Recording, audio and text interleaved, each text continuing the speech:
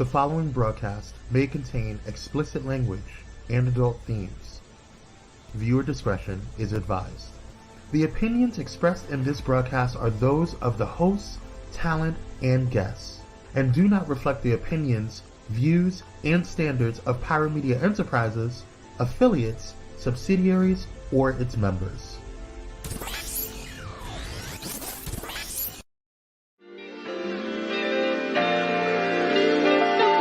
And you better talk to me nicely. Next to blow, that bitch I might be. Oh, can't forget all the days they overpriced me. So now that we up, don't good advice we know. Talk to me nicely. I notice they hit it, we getting icy. Whoa, can't forget all the moments they overpriced me. So now that we up, don't good advice we know. We on top, flipping the bird, they going sick. But I'ma make them eat every. Hey, everybody. It is Giselle, and I am back with another episode of I Have Thoughts. Now, before we get into the thoughts, I gotta let y'all know, I'm not here for real. Like, I'm here, but I ain't here for real, right? Your girl is booked and busy, and as y'all know, the closer that we get to Pride, child, the more that they want the trans girls, the babies, the gabies, and all the rest of the babies in the community to come and get a coin, and I'm never going to run away from it. So we're doing this a little avant-garde today, but the tea is still going to be the same. The hits are still going to hit, and the gems will still be dropped. So y'all know I had to double back on this one because Black Twitter was keeping me up on my Black stuff, and Lord, Brian McNaught is at it again, okay? You see, last week, y'all, I filled y'all in just on my regular basic thoughts about this man, okay? I wanted to just give y'all a little bit of nuance, and I tried to give space for Brian last week because I was like, you know, it's just real awkward and strange that he's not really paying attention to the kids from his first marriage. But girl, when I tell y'all that Black people, and especially Black women, are like the CIA up out of here, right? It takes one picture. And before you know it, we got your whole life plastered on our refrigerator for the entire community to have conversation and discourse about. And girl, what we found out about Brian, he in danger, girl. So essentially, this man not only decided that he, you know, is going to boast and brag about his stepchildren and his children, you know, with his new wife, Leilani, but that he has been doing this for years. On an interview that was taken by an amazing reporter that's a part of the thread, mind you, of people that are just talking about all of the instances where his children have continuously outed him over the years. This woman did an interview with him where he spoke explicitly about the idea that any music that he made prior to his last 3 albums was just not good and that he was not in love. And mind you, all 3 of those albums, including the ones with some of his best hits, were when he was with his original wife. Since then, those last 3 albums that you gave us haven't been good. So I really want to know questions that need answers. And this is no disrespect to the new wife, but is the coochie just not hitting how it's supposed to be hitting? Or because 1 + 1 is not equaling 2 and you're not getting back to that first step the way that you were getting back to that first step when you was hitting with the Black girl? That's all I'm gonna say. I'm not gonna reach too far deep into it because it ain't my business. Do what you want. Love who you want to love, right? Who am I to be talking crap when I'm a Black trans woman? But I'm just saying, when you was with the Black right, it was giving everything that it needed to give, right? You was on the charts then. I didn't even know he had 3 new albums to contribute. So is the love really loving, or are you trying to convince us that it's better over there? Which is exactly what I said last week when I was telling y'all about the idea that a lot of these Black men are not doing it for the same reason that Black women do it, which is why we give hand claps of praise for Serena and we give the side eye to the Bryans of the world, because we often know that a lot of this is coming from a place of trauma and hurt Negro crap. So spare me the details. I don't want to stay on, you know, Mr. McNaught for too much longer. So I'm going to bounce us into our next topic, which is La Met Gala. Okay. Now, I know that all of y'all have been sitting at home like me, critiquing all of these $1 million looks that none of us can afford. And that's okay, because that's our business. In the words of Auntie Tab, that's my business. I got to give it to a couple of people. Jeremy Pope being number 1 on this list. Jeremy came through with Carl on his back, but on top of that, if you don't know, this is a Balmain look. that was saw about Olivier himself. And Olivier also had a little shady piece of bad, girl. And it was very much so giving, we want to nod to the fashion, but also be very mindful that this man wasn't the man that y'all are trying to make him be. A lot of people took the Twitter world and the Instagram world and all of the socials to remind us that while Carl was an amazing person as far as fashion was concerned, he was also a misogynist, a fat phobe, and all the rest of the phobes when it came down to women. And for some reason, nobody wanted to talk about that when honoring his legacy and recognizing that the Met Gala is not a place for political conversation, but it had to be said. With all of those things being addressed, because I know that somebody was going to be like, I know y'all ain't talking about the Met Gala and not talking about this man's history. I just did it. Now we're going to get into the looks. Jeremy was one of my favorites. I love the way that Olivier both honored and shaded at the same time. But let me tell y'all something. There was an alien superstar on the carpet. And I don't know about y'all, but this was Lil Nas X's Met Gala. We were invited, but this was his show. Like, do y'all see the scurry? Can we get a playback so I can see the scurry? Okay, we got the play. The scurry was taking me out. It's this final moment. Just give me 1 second. I think it's like 1-2 seconds. Y'all, look at the scurry. Look at the scurry. Look at it. It's gonna give 1, 2. Girl, it is a trotting unicorn, and I'm here for it. Okay, the cakes were out, all the things were out. And for those of you all that don't understand this look, I'm not saying it was one of my favorite of the night, but the look was on theme. Not only did Lil Nas X play a homage to Coupe, which was Carl's cat, but he also paid homage to a Black makeup artist, Pat McGrath, who has been working with Carl since the inception, really, of all of his, shows, whether it be Chanel, Gucci, whomever.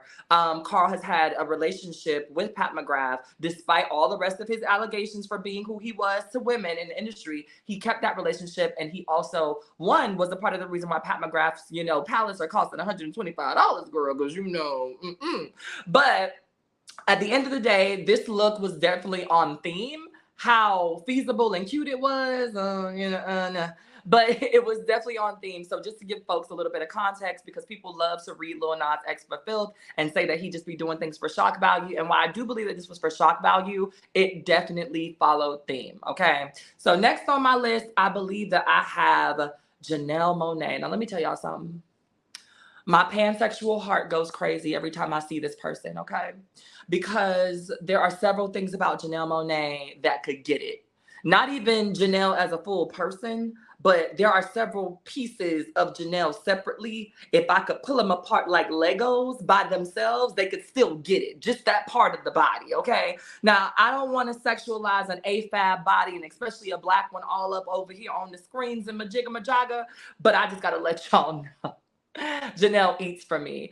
The whole suit unraveling moment could have left at home. The whole sheer dress thing, you could have left that at home. This right here is what I wanted y'all to see, because this right here was all I cared about. That's all I cared about. There's another picture. There's another angle. I need y'all to see this other angle. I need y'all. There's another angle. Look at the body, okay? Look at my lady boner does a thing whenever I see Janelle Monáe, okay? My lady boner be doing things when I see Janelle Monáe. There's just you can't go wrong and years later, it's still giving motifs to Black and white. You cannot have an evolution like this that is so crisp and clean, but still nods back to your earlier years in the music industry. I don't want to wait, because I could do a whole video about Janelle Monáe. But honestly, this Tom Brown look was amazing. I wish that we would have been able to see more of this custom bathing suit moment.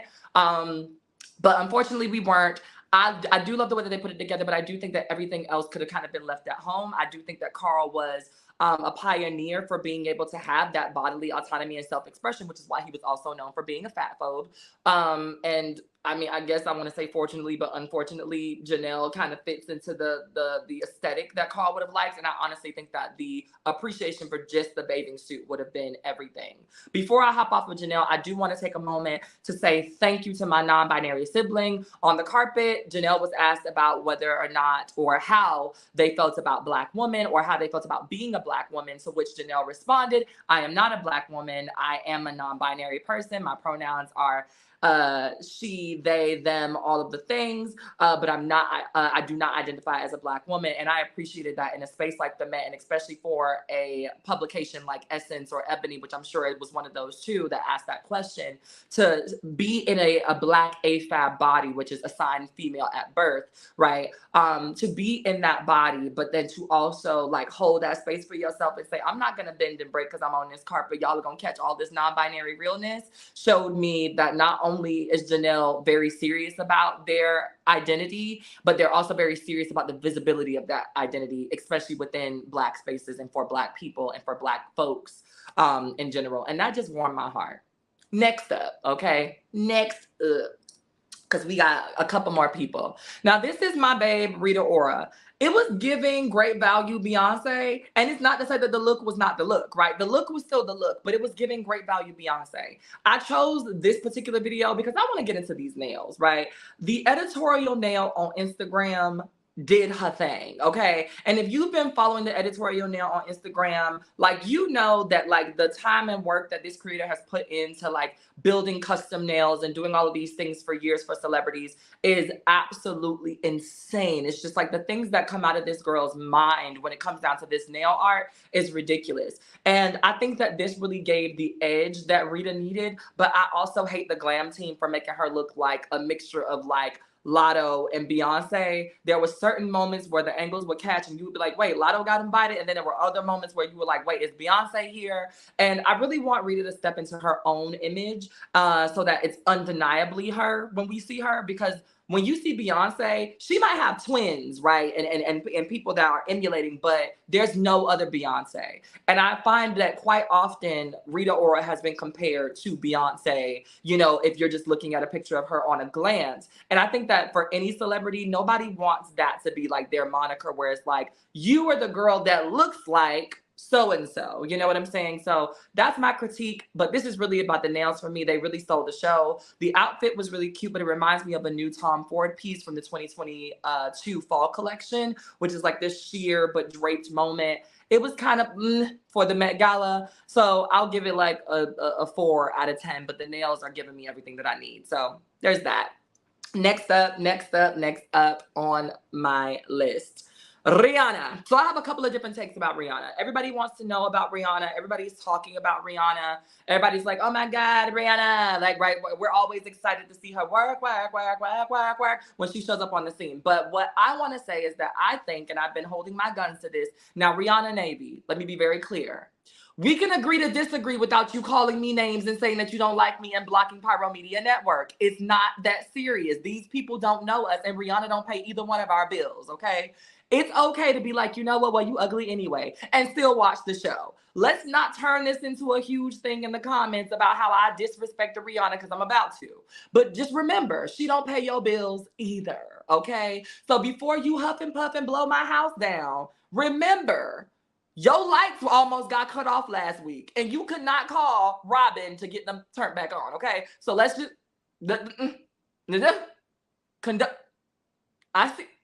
breathe. Unclench your jaw. Unclench it. Unclench your jaw. Thank you. Okay. Now, I ain't like it.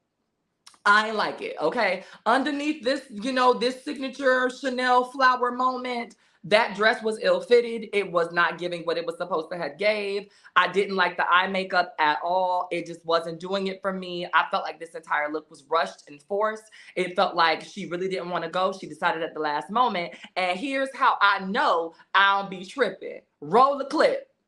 Roll the clip. I really only came because I love my dress. How did it feel to I wanted to do the, you know, the Karl Lagerfeld bride. You know, that's what he's known for. It's my favorite thing about all of his Chanel shows. The extravagance, the drama, honey. I live for it. I'm feeling good. How does it feel to come Look, I can make it up these stairs by myself. Met with you.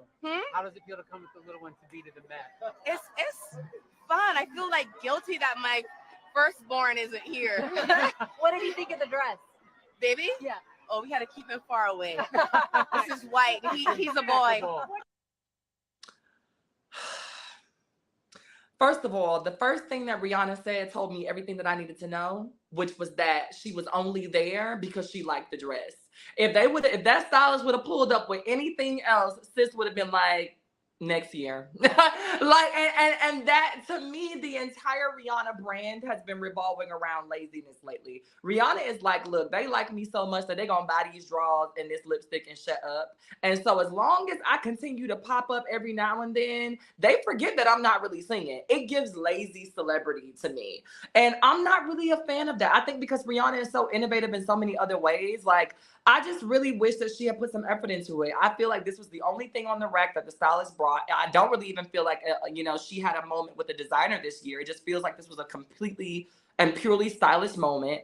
And it was based upon whether or not she liked anything that was on the rack. And obviously she liked this ill-fitting dress. And I believe that that was a part of the reason why it was ill-fitting, was because there was no actual like designer and Rihanna rapport this year. And I wasn't a fan. ASAP ate her up though. Like, no tea, no shade.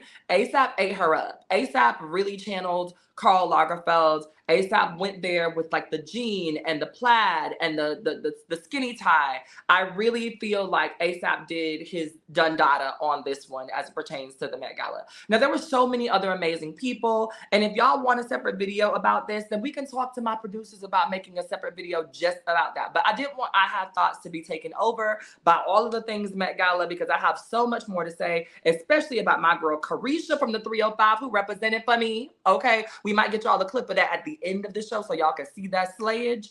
But beyond that, I don't want to spend too much time because there are so many other things to take care of. Now, with that being said, I know that I have to go ahead and take a break. I will be back with you all in just 1 second after these words from our sponsors to get into some more controversy, starting with Ebony K. Williams and this bus driver gate, y'all. Don't miss it. I'll be right back.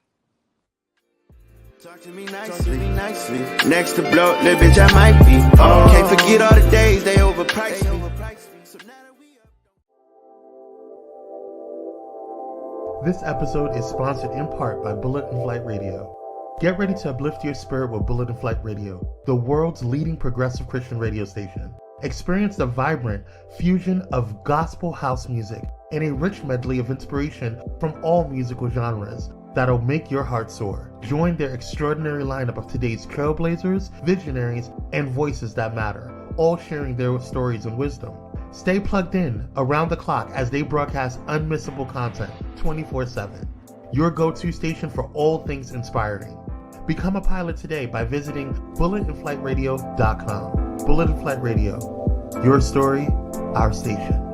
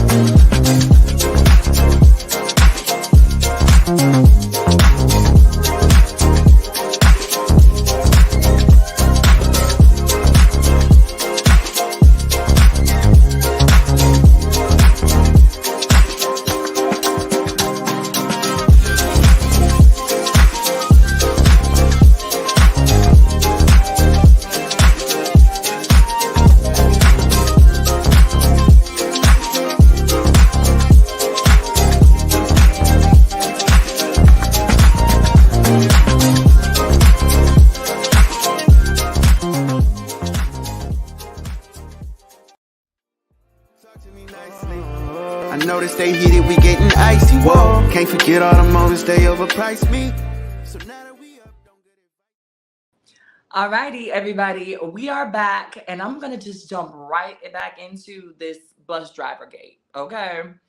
So unless you've been living under a rock in these social media streets, you have heard about Ebony K. Williams, okay? Now, this is a very well-respected, well-known Black woman, lawyer, overall media personality, just all of the things. And obviously, as y'all can see, sis serves by the face, okay? But this week, she was on, or last week, sorry, she was on Iyanla, and they were having a conversation that got pretty interesting. And here's the clip.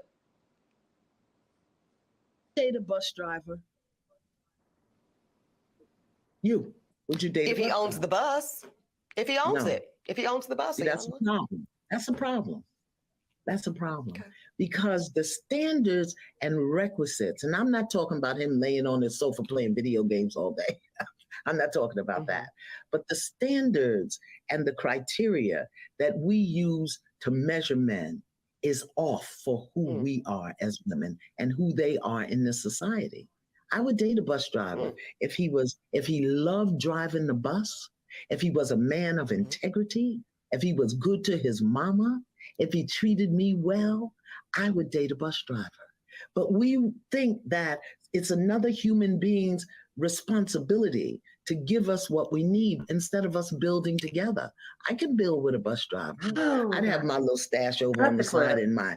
I need to cut the clip because there's so much to unpack here, but I got to jump into the fact that the internet went absolutely bonkers on Ebony for just saying that she wouldn't date a bus driver, respectfully, unless he owned the bus. And the correlation that I want to make is in the event that somebody says on a City Girl song, fuck these niggas get money, fuck these broke ass niggas get money, I'm a bad bitch, and for the nigga unless you got a bag, da, da, da. Like, we be out here in the club trying to have our best life and living our best.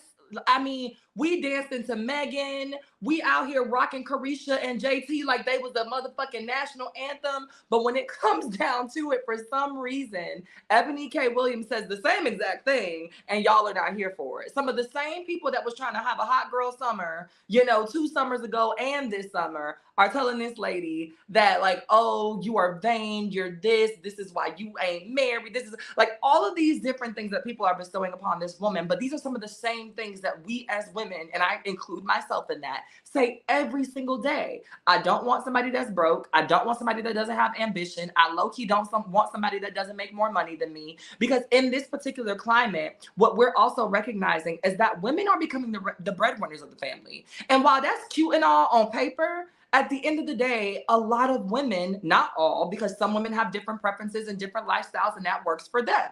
But a good majority of women still want to feel taken care of. And going home and coming to work and loving that bus does not make me feel that way. Like, I have to say, and especially in the realm of Black women, is that I feel like we've been taught to settle for things. And so we haven't pushed men to be better than being the bus driver. We've been taught that Black women are excelling. And so in some weird way, that also means that Black men are being able to kind of sort of take a back seat on excellence. And what I loved about what Ebony said, even in her response video, which we won't play, because I think that rightfully so, she had a little bit of a tone to it. And I don't like the idea of that being the way that she came back from it. But I think that her tone was righteous after all of the backlash that she experienced from just saying that she did not want to date somebody that she felt was unmotivated to do better, right? It's not that I wouldn't date the bus driver, but if that's all you have aspirations to be, then absolutely the fuck not. Own the company, build a brand, get several different buses, and then we could talk. But the idea of dating Mr. John, Mr. Joe, or Mr. Reginald, and that's all of his life's work is driving this bus to and from every single day while I bring home hundreds of thousands of dollars and support a lifestyle that he would never be able to afford without me, is just not the vibe. And for those of you all who are going to sit back and say, oh, but men do it all the time. Men have also put themselves in the position where that is the expectation, because those are the things that men bring to the table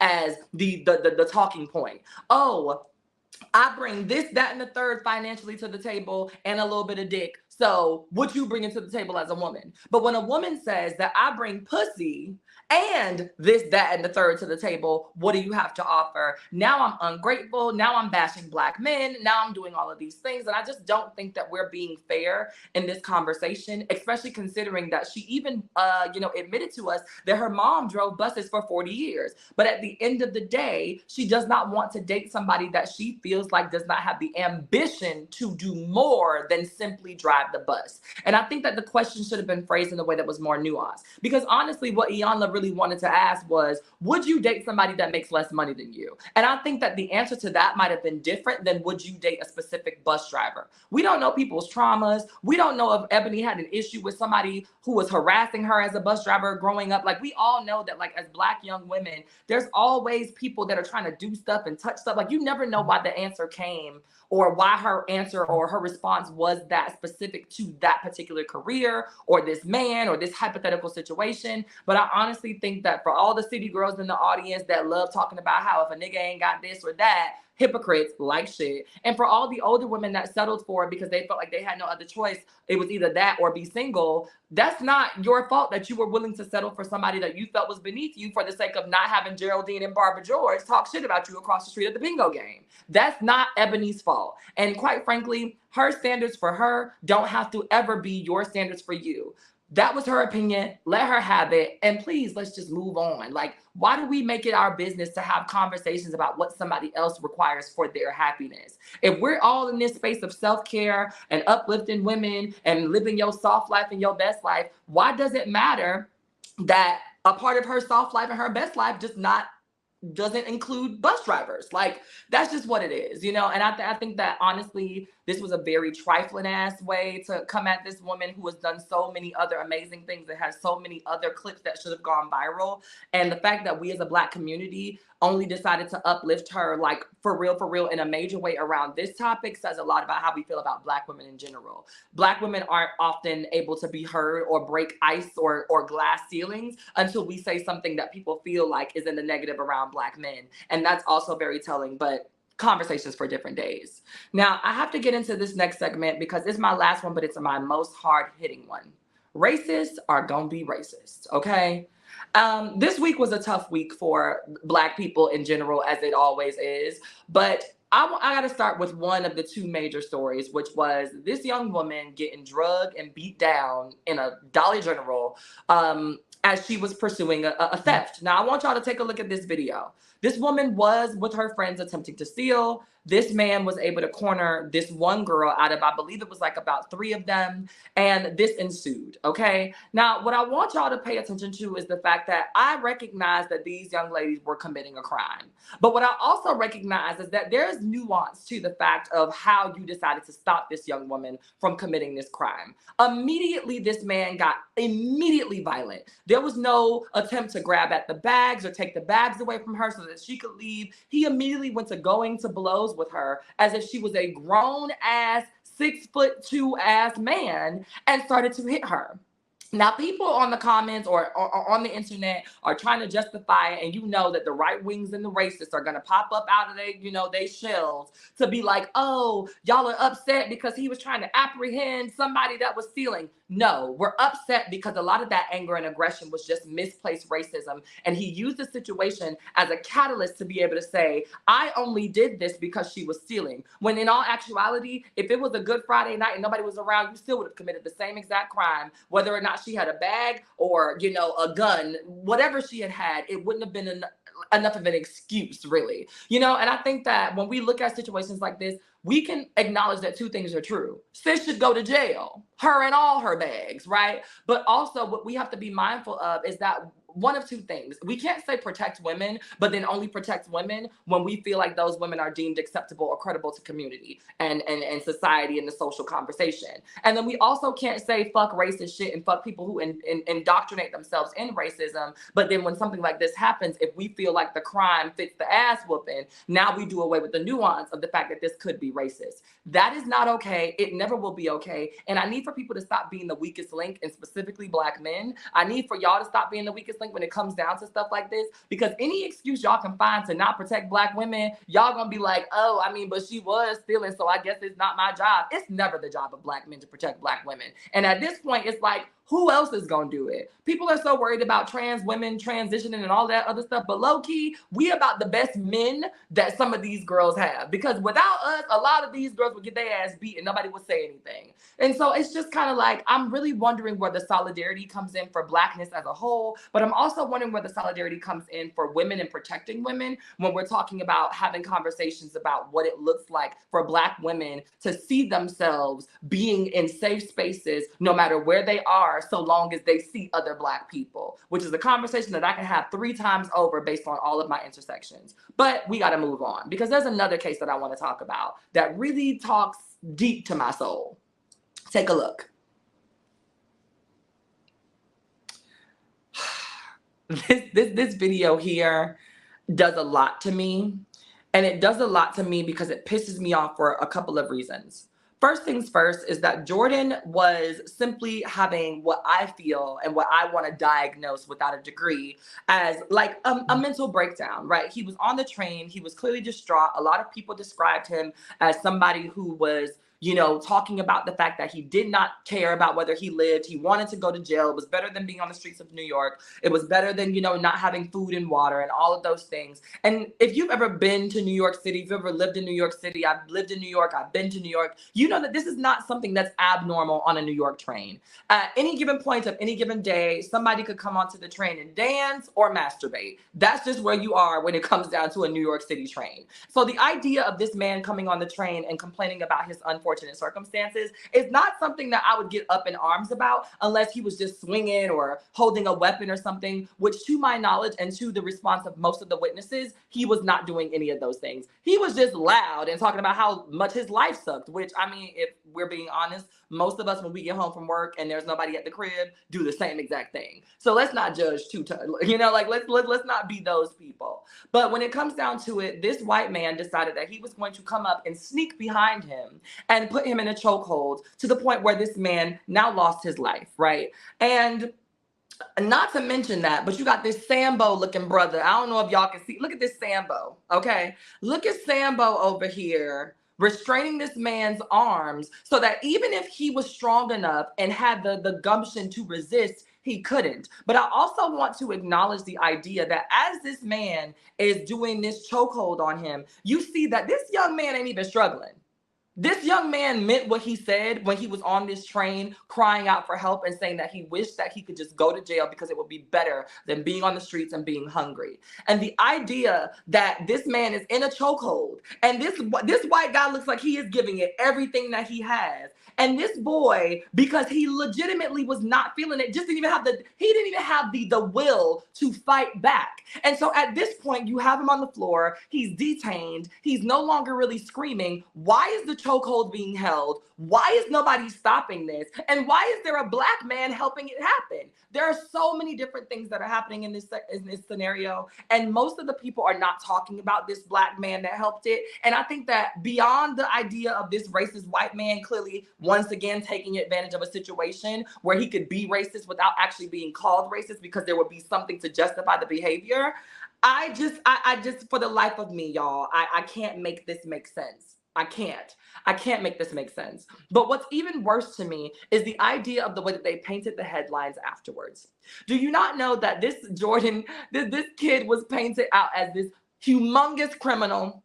They had him all over the blogs and all over CNN and all over the right-wing media and saying that he's had 40 prior arrests and all of these different things. That ain't got nothing to do with the price of tea on the subway, okay? That has nothing to do with any of the things that happened here. The guy who went into the bank and shot 5 people was listed as a possible suspect, even though at the time we knew that he had done it. And they also wrote him up as this amazing person, had this beautiful picture of him from when I guess he got hired at the same bank that he started to shoot people up at, like all of these different things. But then you write up this report about this man who was essentially a victim in every way, shape, or form, no matter which part of the story you enter in on, and y'all make it seem like he's just this horrible criminal, and you pull up his record for what? I can understand them wanting to justify maybe mental health issues, and maybe I would have been okay with that headline. You know, Jordan had mental health issues, he suffered from X, Y, and Z, and so maybe that was a catalyst for why he was on the train, yada, yada, yada. But to bring up the fact that this man had been arrested 40 times after somebody killed him for expressing himself on a train the way that people do 1,000 times a day, didn't sit well with me, and it never will. I'm just not here for it. And I'm also not here, once again, for the Sambo in the bag that was helping the entire thing go down. And I'm not here for a lot of the people who are blatantly ignoring that portion so that we can talk about the white folks. At the end of the day, I want to protect Black men just as much as everybody else. But sometimes Black men are the weakest fucking link, and we have to address it, because otherwise they don't know that. But if you never tell them that something that they've done is a problem, or the optics of something that they've done is a problem, they continue to emulate that bad behavior. And so while I'm going to hold these white people down and be like, no, you racist as fuck, and this is not cool. In every situation where I see a woman get beat up and there's a Black man sitting there not doing anything about it, it's not just about the white guy that hit her, it's about the Black man that did nothing in the space. I'm not going to just talk about this racist man that choked this guy out and not talk about the Black man that's clearly on camera holding his hands down. We have to be able to have conversations that involve nuance and duality. And if we can't do that for the sake of the movement, then we shouldn't be having to fight for it in the first place. If we're not going to be honest about the idea that sometimes we have to check ourselves first in the house, even if we don't do it in front of them, then what's the point of all of this? Because if we're going to allow these people who are emitting bad behavior while we don't have the freedom to do this and continue to do this bad behavior, then what happens when we do get the freedom? If we ever get it? Do they just get to run free and think that it's okay because we let them do it before? I can't, right? So with that being said, y'all, keep an eye out for everybody. Keep your head on the swivel and do all the things. I'm going to move into my final thoughts for today because I done got triggered and worked up. I don't know why I made this the last part of the show, but it is what it is. It ain't what it ain't. Fat meat still greasy and bullshit still stank. So I'm going to leave you all with this. Give people the respect that they ask you for and the respect that they deserve. And beyond that, stop trying to police the opinions of folks that you can never control. Everybody has a path in this world, and everybody is going to make their own choices, but nobody is going to listen to what you say simply because you think that it's the best thing to do. And this is something that we all have to master and learn. Go where you are loved, go where you are wanted, go where you're accepted, go where you're thought about in the highest of lights, and leave everything else where it is. Because trying to force people to get it will always leave you in a space where your heart got a knot in it that you cannot undo alone. Don't be out here needing therapy for the sake of trying to impress people that you don't know and you'll probably never ever meet. And with that being said, have the day that you deserve, and I will catch y'all on the next episode. Bye. Talk to me nicely. I noticed they heated, we getting icy. Whoa, can't forget all the moments they overpriced me. So now that we up, don't good advice we know.